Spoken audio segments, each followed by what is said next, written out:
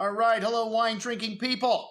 Today is Tuesday, April 19th.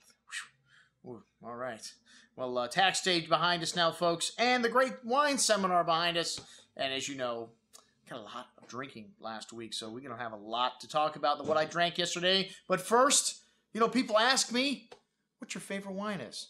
And, I'll never forget the one drinking experience that I've had with my wife when we went up to Washington, D.C. to get married. And I went to some fancy restaurant, Italian restaurant, and tried to impress her by ordering a bottle of 1990 Bricco di Uccellone from Braida winery. And the sommelier came out and said, we don't have it. But I would recommend this 1990 Quintarelli Valpolicella. And this is the first time I'd ever heard of this winery. And since that moment, I have been searching for everything Quintarelli since. And, well, as you guys know me, the marriage seems to have worked out so far. 2 kids, 6 and 7, Toni and Isabella, both in first grade and both doing fine. And, Toni and I have a wonderful marriage. And, Quintarelli and I also have become great friends. And, well, this is one of the reasons I started doing business with Shatterton years ago. And we had to buy pretty much everything in his portfolio just to get Quintarelli. And, there's not a bad wine in Robert Shatterton's portfolio. And thank God we've become good friends because now we have got some incredible deals on all of Bobby's stuff. Let me tell you, Quintarelli Valpolicella for $49? Are you kidding me? The only thing we could offer you under $50 from Quintarelli in the past was Primo Fiore and the Bianco that he does.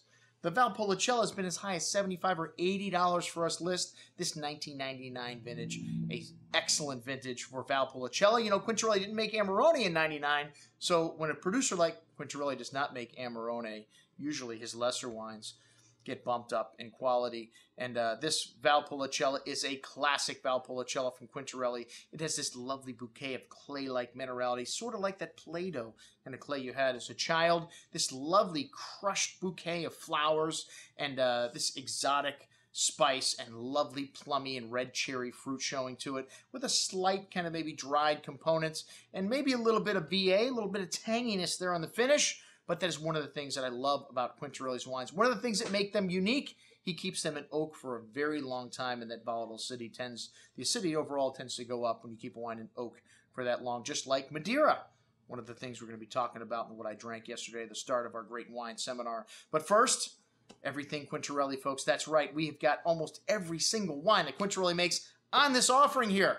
All right, the Rosso Merlo, the single vineyard Valpolicella, we don't have on the offering. But we've got everything else. We've got the Amabile Bandito, the rarest of the Quintarelli wines, his white dessert wine. We've got Magnums of 1997 Recioto. I think we're the only people in the world to have these Magnums offered.